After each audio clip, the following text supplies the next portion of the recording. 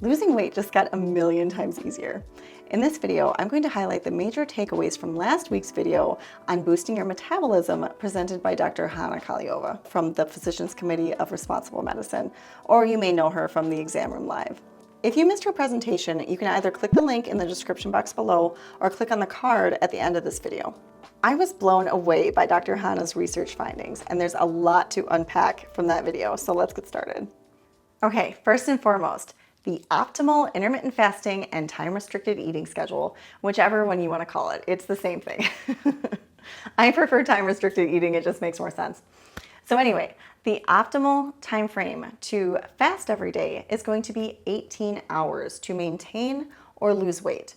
This has been shown from a number of different studies, first and foremost being that of the Adventist Health Study, which had over 50,000 participants. So if you're not familiar with that research, I would highly recommend looking it up. All of Dr. Hana's research is actually on PubMed, totally free. So you don't have to worry about not being able to locate it or only being able to read the abstract that is obnoxious. So if you want to get the full picture, you can go ahead and just use either the PCRM link or use the PubMed research database. So 18 hours of fasting entails 6 hours of a feeding window. I don't have a better term at this point, but that's basically the amount of time that you'll be able to take in your meals throughout the day. So there is a caveat to this, however, because if you choose the later portion of your day to break your fast and have your meals, then you'll get the health benefits without the weight loss component. So if you skip your breakfast and decide to just have your lunch and your dinner, anytime you're eating later in the day, you are storing more calories. So that's just a signal that you're sending to your body, and it takes it in stride. So if you are interested in the weight loss aspect, I would try to shift my meals to the earlier part of the day. And this is super easy. People completely overestimate how long this will take or how much they have to suffer in the process, but we'll get into that later. The suffering.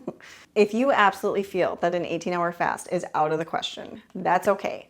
Because what they found is that as long as you're doing at least 14 hours, that is when the body shifts into the autophagy sequencing. So you actually start to do all of that neuronal metabolic housekeeping that is so essential for maintaining health and longevity benefits. So if 18 hours is out of the question, maybe start with 14 and work your way up if you are interested in the weight loss benefits. The next finding showed that the optimal amount of meals per day is 2. That may be a little unnerving for some people, but I assure you, the only reason why we eat so many times in a day is because of marketing messaging. There is no reason why one specific person needs to eat 5, 6, 7 meals a day. It just makes zero sense. And if you eat larger meals, you actually gain a higher thermic effect of food. So that entails that more foods are burned off through the thermogenesis factor, as opposed to having to go out and exercise those calories off or something. Neil Barnard in his study has actually found that it's about 14 to 16% of your calories are burned off through this thermic effect of food. All you have to do is eat, and you burn 16 to 14% more calories with each meal. That's pretty fantastic. So some things that will additionally impact this thermic effect are things like processing. The more you process the food, the less of a thermic effect of food you're going to have, the less thermogenesis. So you want to maintain eating foods as grown as much as possible. So that would entail eating them in their natural state as they came out of the ground. I did, however, have a question on the raw food aspect, and I guess there isn't a ton of research out there focusing on the thermic effect of raw foods, but it did show to be going in that direction. The more your body has to work to liberate those calories and compromise those cell walls, the more energy you're going to burn in the process. So it would kind of make sense, but we will look out for that research in the future. My biggest takeaway from this point was that there is no benefit to snacking. Anytime you eat small meals in between regular meal times, you are just increasing calories and providing a very, very tiny thermic effect of food. So if you want that big bang for your buck, you want to eat those meals in large quantities. So obviously, if you are used to eating 3 meals a day, you would just consolidate those into 2 larger meals per day instead of 3 smaller ones. I hope that makes sense. So yes, this takes some getting used to.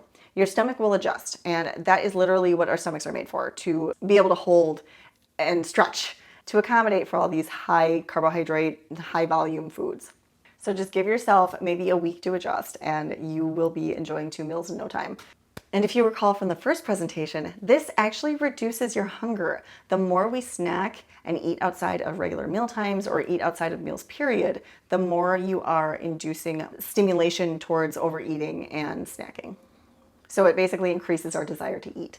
So if you're trying to reduce your appetite, snacking is probably not going to be a good strategy. Again, these meals were shown to be the most beneficial when they're about 5 to 6 hours apart. And just having 1 meal per day showed to result in 0 additional benefit. So there seems to be a sweet spot around those 2 meals per day. But the point is to make this completely sustainable. So if you feel that 1 meal a day is sustainable, go for it. If you feel that 2 meals a day is sustainable, go for it. Just try to implement as many of these different factors as you can, such as the meal timing, regularity, composition, and frequency. But we'll get into those final measures in a moment. The third major takeaway focused on optimal meal timing and regularity. So that would entail having 2 larger meals in the earlier portion of the day. I know I already alluded to both of those things, but let me get more in depth because there is definitely more detail to follow along the strategy. First and foremost, don't skip breakfast. This is a huge misconception that people think that if they don't have their breakfast, then they'll eat fewer calories throughout the day, when actually research has shown the opposite. So you don't want to wait too long to get your calories in because you actually burn them more efficiently in the earlier portion of the day. So get your breakfast. Don't drink a bunch of coffee that's going to suppress your appetite. Don't eat a huge meal the previous night. Make sure your dinner is early and light and you'll have no problem having an appetite for breakfast in the morning, I promise. Another helpful tip is to exercise first thing in the morning to kind of build up that energy and rev up your metabolism first and foremost. But your metabolism doesn't know to get started if you don't incorporate things like light, like sunshine, or at least some kind of bright artificial lights first thing in the morning, as well as movement. So some kind of exercise, any kind of physical activity, whether it's yoga or walking or running, whatever your pleasure, just do something. And the other signal that we give our body is when we feed it. So each time that you eat, you're sending your body more signals of what time of day it is, what is supposed to be transpiring at that particular moment. That is why there is that additional portion of the meal regularity that's so important. When we teach our body, this is when you can anticipate food, this is when you can anticipate to fast. That's when all of the gastric juices get flowing, the insulin hormones are getting ready to flow. Everything is put into place to break down the food that your body is anticipating receiving. So if it doesn't get that food, then all of those anticipatory actions are still in place. So this can cause all sorts of dysregulation in your appetite and your satiety factors. So just try to balance out your meals. This will even improve your sleep because your body will know exactly when it's time to calm down for the day, stop producing so much cortisol, start producing more melatonin, stop digesting, rest, and recuperate. So some examples of this are like an 8 a.m. to a 2 p.m. schedule, or you could even do a 9 a.m. to a 3 p.m., or if you wanted to do a little bit earlier, you could end at noon, or a little bit later and end around 4. Whatever works for your lifestyle, Dr. Hana explained was the most effective strategy because it needs to be something that we can do day in and day out for the majority of our lives. Personally, I like to follow a 9 a.m. to 3 p.m., but just at the moment. I used to do an 8 a.m. to 2 p.m., and that might shift as my lifestyle changes, as I grow older and my family, goes through different transitions and such. So life tends to throw some interesting things at us. So I might have to alter that a little bit, but right now, that's what works best for me. So again, ultimately, you want to start your meals soon after waking and end your meals long before you hit the pillow for the night.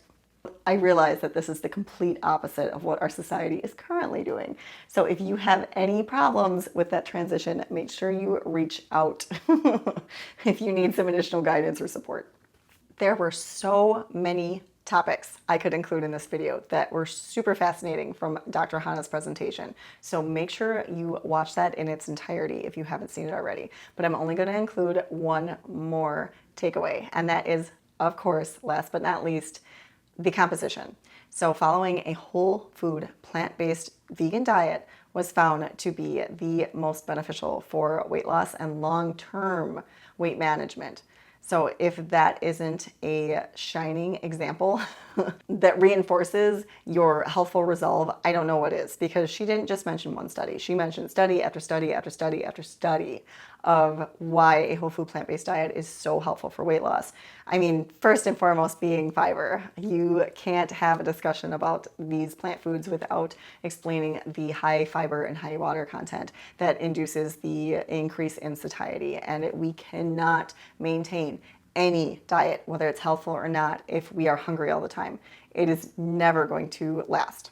The reason you want to eat the whole plant food instead of just a processed version of it is because of what I mentioned earlier with the thermic effect of food. It's really important to maintain that cell wall in its entirety and maintain the integrity to get the benefit of your body having to work through those cell walls and liberate the calories and the nutrients inside.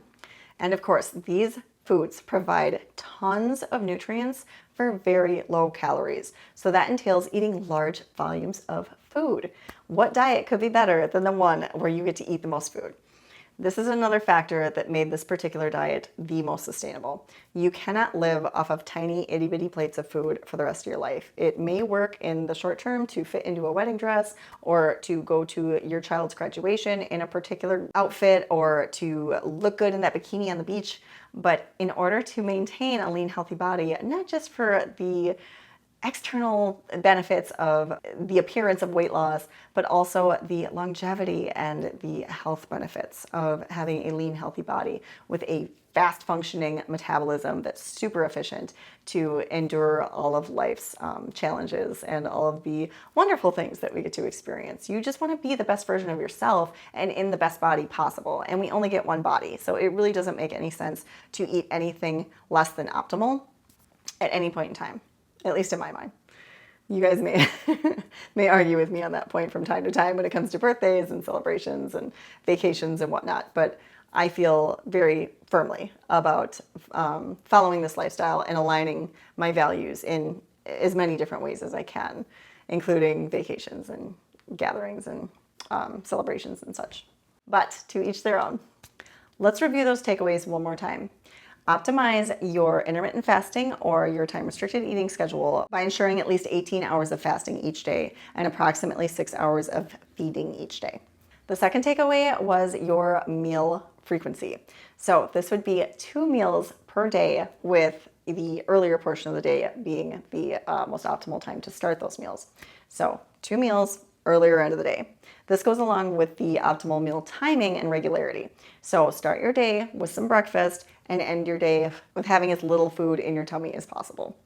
And when you do eat those meals, try to eat them on a regular basis, day to day to day, regardless if it's the weekend or if you have the day off or if you're at work. Try to eat at the same time every day, just like you sleep at the same time every day. It's really helpful to maintain a very well-functioning body if you are doing these regular behaviors each day. Yes, this will fluctuate from time to time, but for the most part, try to do what you can. And that's really all we're after here. Don't make yourself neurotic about this. This isn't meant to stress you out. It's meant to give you tools. It's meant to give you strategies for maintaining a healthy, lean body. And the final takeaway was the optimal meal composition, which was, of course, whole food, plant-based diet. So this would entail foods in their most natural form possible to create the highest thermic effect of food. So I absolutely loved doing this video with Dr. Hana, and I would definitely like to go this direction in the future. If you guys have any suggestions for people you would like me to interview, I'm currently looking at a number of different doctors and specialists and researchers in the area of plant-based health and weight loss. Sometimes just focusing on the health. I don't know. We'll see. But let me know who you guys want to know more about or whose research you want to dive closer into, because this is definitely the vision I've always had for this channel. So I hope you guys are interested. All right, that's all I have for you this week. I'll see you in the next one.